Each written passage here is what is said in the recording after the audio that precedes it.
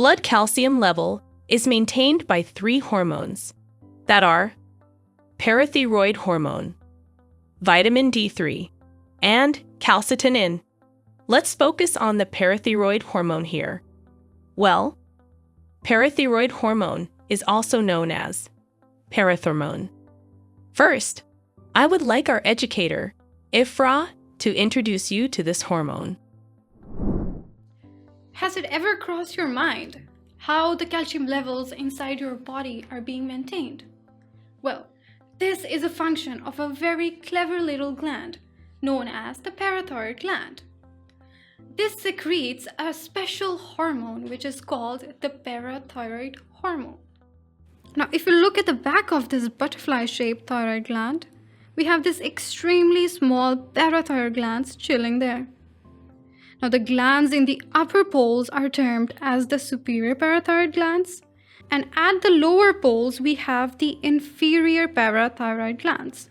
Like I said, they are very small in size, measuring about 6 mm in length, 3 mm wide, and are 2 mm thick with a dark brown color. Imagine 6 mm, which is this size. Sometimes it's almost described as the size of a rice grain. I mean, how fascinating is our body that such a small gland is playing such a huge role in the regulation of calcium. So if you look at the parathyroid hormone, it is protein in nature. It has 84 amino acids with an overall molecular weight of 9,500. If we zoom into the parathyroid glands, we can appreciate that the chief cells present here are responsible for the release of this hormone. So what happens is that low levels of calcium in the blood will trigger these cells to release the parathyroid hormone. Zooming into these chief cells, they have calcium sensing receptors on the outermost membrane. These are the receptors that will detect the low levels of calcium in the extracellular fluid. This will result in a cascade of pathways where at the end the parathyroid hormone is synthesized. So let's look at this pathway in more detail. Now, the synthesis starts from the precursor called pre-pro-parathyroid hormone. There it is converted into a prohormone. Now, this prohormone will enter the Golgi apparatus where it is further modified into the parathyroid hormone, which is further packaged into vesicles and released into the ECF. From here, it will enter the systemic circulation and act on 3 main targets in the body, which are the bones, the kidney, and the GI tract. So it is important to note that the parathyroid hormone has a half-life of just 10 minutes. It means that it's only a matter of minutes that it plays its magic. It is why, because the regulation of calcium is truly a matter of life and death. Now, the normal plasma level of the parathyroid hormone is about 1.5 to 5.5 nanograms per deciliter. Now, let us move forward and see which mechanisms does the parathyroid hormone activate and what actually happens in these 3 parts that I mentioned, which were the bone, the kidney, and the GI tract. Thank you, Ifra. Well, she introduced you to what parathyroid hormone actually is. Now, let me explain how it works. So, the receptors for parathyroid hormone are mainly present on bones, kidneys, and intestines. Let's start with the bones first.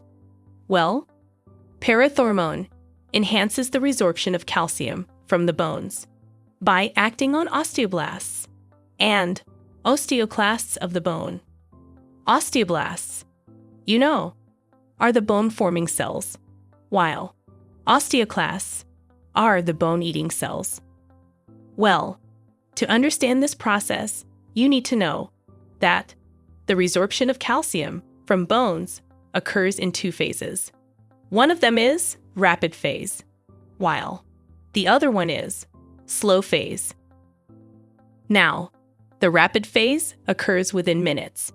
Soon after the release of parathyroid hormone from parathyroid glands, parathyroid hormone, when reaches the bone, it immediately gets attached with the receptors on the cell membrane of both osteoblasts and osteocytes.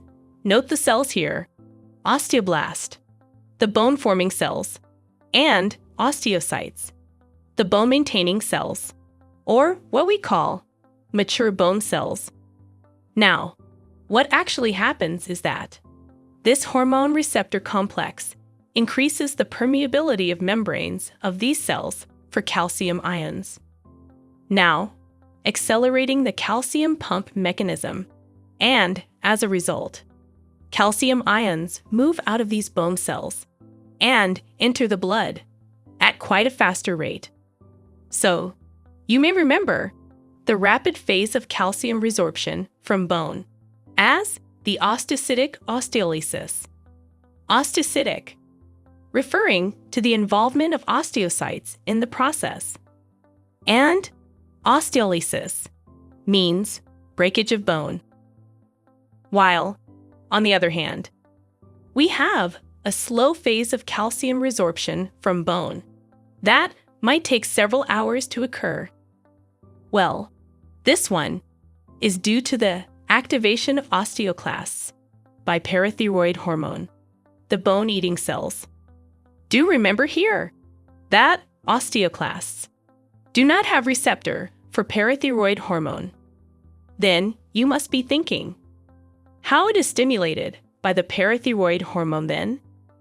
Well, that is because they are stimulated indirectly by factors released by the activated osteoblasts. Now, what happens here is that when osteoclasts are activated, some substances, such as proteolytic enzymes, citric acid, and lactic acid, are released from lysosomes of these cells. Okay, so you know that all these substances digest or dissolve the organic matrix of the bone, releasing the calcium ions. These calcium ions will slowly enter the blood, and thus, serum calcium level is increased as a result.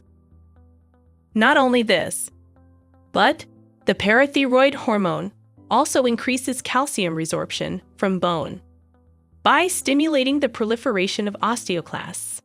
Hence, more number of bone-eating cells, more will be the resorption of calcium from bone. Now, you may remember this slow phase of calcium resorption from bone as the osteoclastic osteolysis. Osteoclastic, referring to the involvement of osteoclast in this phase, and osteolysis, again, meaning breakage of bone. So, that's the action of parathyroid hormone on bones. Now, let's see what happens in the kidney.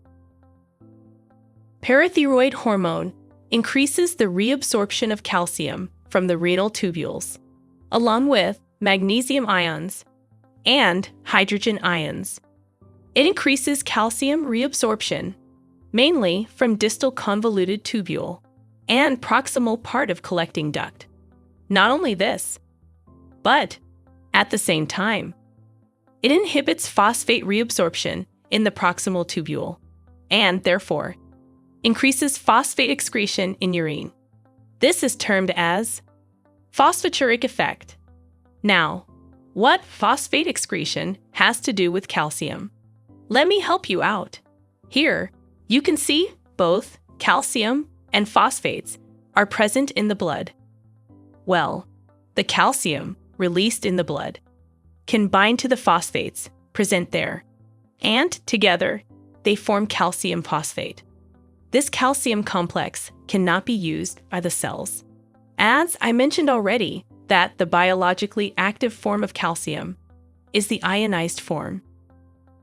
So, when phosphate excretion in urine is increased, obviously, its serum concentration will be decreased.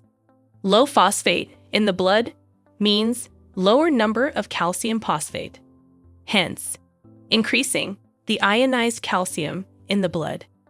Now, other than increasing the calcium reabsorption and inhibiting the phosphate reabsorption, parathyroid hormone also increases the conversion of 25-hydroxycholecalciferol to the 1,25-dihydroxycholecalciferol in kidneys, which is the activated form of vitamin D, also known as calcitriol.